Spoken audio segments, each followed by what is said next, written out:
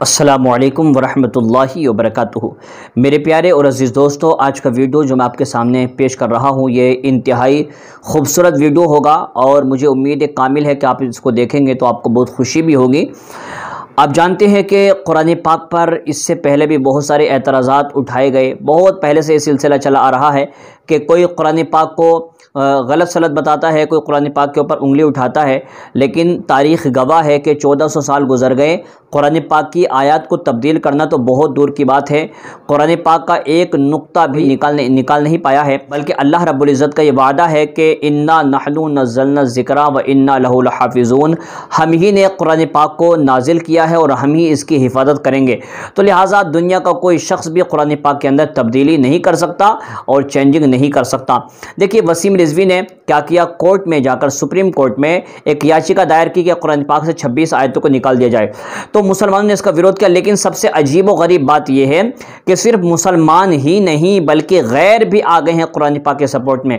ये कुरान पाक की हक़ानियत की सबसे बड़ी दलील है कि अपनी गैर भी आ गए हैं कुरान पाक के बारे में बोलने के लिए, और वो बता रहे हैं कि कुरान पाक के अंदर कोई कुछ भी गलत नहीं है। जो कह रहा है वो आदमी खुद जो है एक जलील और रुस्वा आदमी है। कुरान पाक गलत नहीं हो सकता। मैं आपको सबसे पहला वीडियो दिखाऊंगा, उसमें सिख कम्युनिटी के कुछ लोग हैं। हालांकि हमने उनसे नहीं कहा कि आप लोग कुरान पाक के सपोर्ट में आए। अल्हम्दुलिल्लाह मुसलमान का दिल, उसकी जान, सब कुछ माल कुर्बान है कुरान पाक की हिफाजत के लिए, लेकिन उसके बावजूद सिख कम्युनिटी के लोग खुद अपनी मर्जी से आकर के कुरान पाक के बारे में बता रहे हैं कि कुरान गलत नहीं है। वो भी कुरान पाक के सपोर्ट में आ गए। उन लोगों ने वसीम रिजवी नामी आदमी के खिलाफ खूब नारेबाजी करके बता दिया कि यह आदमी किसी के इशारे पर काम कर रहा है। इसके अलावा मैं आपको बता दूं और भी बहुत सारे इदारे ऐसे हैं जिन्होंने वसीम रिजवी के खिलाफ बोला। सबसे हैरत की बात तो यह है कि शाहनवाज हुसैन जो कि बीजेपी की पार्टी से बिलोंग करता है, वो आदमी भी आकर बता रहा है कि जो वसीम रिजवी ने किया ये बहुत गलत काम किया है, लिहाजा ऐसा नहीं करना चाहिए। इससे भी ज़्यादा हैरान कुन बात यह है कि एक हिंदुओं के पंडित हैं, उनका नाम कुछ सारंग बाबा कुछ बोल के है, उन्होंने भी आकर के वसीम रिजवी के खिलाफ बयान दिया और कहा है कि कुरान गलत नहीं है, लिहाजा पहले तुम्हें कुरान पाक का मुताला करना चाहिए। अगर तुम्हारा मुताला नहीं है तो इसमें गलती तुम्हारी है। कुरान पाक के अंदर एक हर्फ और एक नुक्ता भी गलत नहीं है। तो अब देखिए कि ये आदमी कितना जलील हो रहा है, अपनी गैरों के हाथ भी जलील हो रहा है। और जब अल्लाह तबारक व तआला की लानत होती है ना, और जब अल्लाह ताला की मार पड़ती है तो ऐसी पड़ती है कि इंसान अपनों की नज़रों में भी और गैरों की नज़रों में भी जलील और रुस्वा हो जाता है।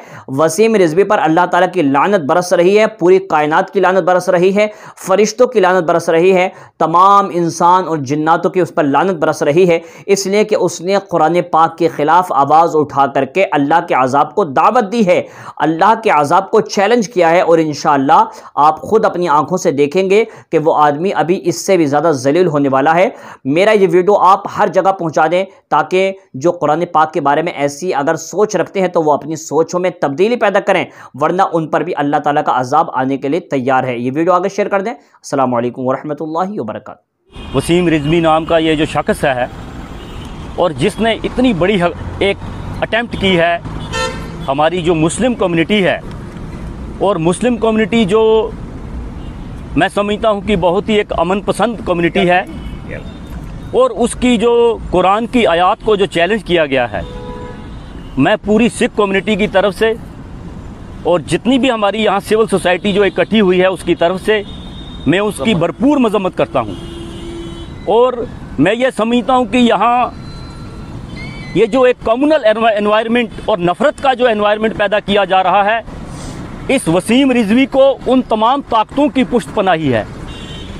क्योंकि अगर किसी शख्स ने हिंदू मज़हब के ख़िलाफ़ बोला होता तो मैं समझता हूँ कि इस वक्त तक उसके पूरी फैमिली को भी गिरफ्तार किया गया होता, और इस वक्त तक जो उसके खिलाफ कोई एक्शन नहीं लिया गया है। ये बिल्कुल क्लियर है कि ये जो कम्युनल ताकतें हैं जो यहाँ पे अक़लियतों को दबा रही हैं, जिस तरह हमारे जम्मू कश्मीर में हुआ है, यहाँ पे आज हमारी कोई डेमोक्रेसी नाम की कोई चीज़ नहीं है। ये वही ताकतें हैं जो कि मिनॉरिटीज़ को दबा रही हैं और यहाँ पे हेट्रेड का माहौल पैदा कर रही हैं। और आज हम ये मांग करते हैं कि उसको फ़ौरन गिरफ्तार करके उसको, मैं समझता हूँ, उसको फांसी तक दे देनी चाहिए। और हम पूरी कम्युनिटी जो है हमारी और पूरी जो हमारे ये जो लोग हैं सिविल सोसाइटी, हम उसकी भरपूर आज का जो ये जो अलामती प्रोटेस्ट हमने रखा है ये वसीम रिजवी जो खबीस है उसकी खबासत के खिलाफ जो उन्होंने कुछ रोज़ पहले ये कहा है कि मैं सुप्रीम कोर्ट में एक पब्लिश्ड इंटरेस्ट लिटिगेशन दायर करके और उसमें कहा कि कुरान की 26 आयत को, कुरान पाक की 26 आयत को हम जो है इसमें हज़फ करना चाहते हैं और ये कहा जी ये जो है इससे आतंक फैलता है, इससे दहशतगर्दी फैलती है वगैरह वगैरह। हम उसी की मजम्मत और हम सब लोग यहाँ पे इसलिए इकट्ठे हुए हैं कि उसकी मजम्मत की जाए और हम ये समझते हैं कि ये कोई कोइंसिडेंस नहीं है बल्कि ये सब गवर्नमेंट करवा रही है और गवर्नमेंट जो है इस वक्त बाकी जो अहम मुद्दे हैं देश के उनसे ध्यान भटकाने के लिए हिंदू मुस्लिम करना चाहती है और इस वक्त सबसे बड़ी बात जो है माइनॉरिटीज़ को कुचलना चाहते हैं, चाहे वो मुस्लिम हो, सिख हूँ, दलित हूँ और लोग हूँ और किसी ना किसी हीले बहाने से। लेकिन हम एक बात आपको बता दें कि लेकिन गवर्नमेंट की ये जो साजिश है नाकाम हुई है। पहले उन्होंने इसलिए ये किया था कि क्योंकि वसीम रिजवी जो है शिया समाज से है, अहले तशय्यो है, उन्होंने ये समझा कि सुन्नी और शिया फसादात भड़केंगे। लेकिन मैं आपको बता दूं कि आज वसीम रिजवी के इस एक्ट के बाद शिया और सुन्नी इत्तेहाद पैदा हो गया है और पूरे दुनिया में, विश्व में और भारत में जो है आपने देखा होगा लखनऊ में कि किस कदर उसकी मजम्मत तक की गई, बल्कि जो हमारे शिया तबके में अपनी कब्र खरीदी जाती है पहले उसको दफनाने के लिए वो तक तोड़ी गई और ऐलान किया गया कि उसका न कोई जनाजा पढ़ाएगा न कहीं दफनाया जाएगा। तो गवर्नमेंट ये कर रही है, हम इसकी मजम्मत करते हैं और हम चाहते हैं कि वसीम रिजवी जैसे जो है आतंकवादियों को, ऐसे दहशतगर्दियों को 153, 153A और 124 और 124A और 295A जो है ताज़ीरात हिंद की दफात के तहत उसको गिरफ्तार करके उसके खिलाफ कार्रवाई होनी चाहिए। और मेरे साथ यहाँ पे दलित समाज के लोग हैं, सिख समाज के लोग हैं, वो भी बात रखेंगे। इस तरह का ओछा और घटिया बयान कुरान शरीफ के बारे में वसीम रिजवी ने दिया है, उसकी घोर निंदा करते हैं। भारतीय जनता पार्टी कुरान शरीफ सहित सारे धर्म ग्रंथ का सम्मान करती है। किसी भी धर्म ग्रंथ के बारे में कोई भी टिप्पणी करे वो स्वीकार नहीं। हमारे केंद्रीय नेतृत्व ने एक नहीं अनेक बार इस बात को कहा है कि किसी की भी धार्मिक भावना को ठेस पहुंचाने का किसी को हक नहीं है। लेकिन वसीम रिजवी ने जिस तरह कुरान शरीफ के लिए और खलीफाओं के लिए ओछी बयानबाजी की है, इसकी मैं घोर निंदा करता हूँ। लानत भेजता हूँ उस आदमी के ऊपर जिसने एक धार्मिक किताब से, कुरान शरीफ से 26 आयतों को निकालने की बात कही है।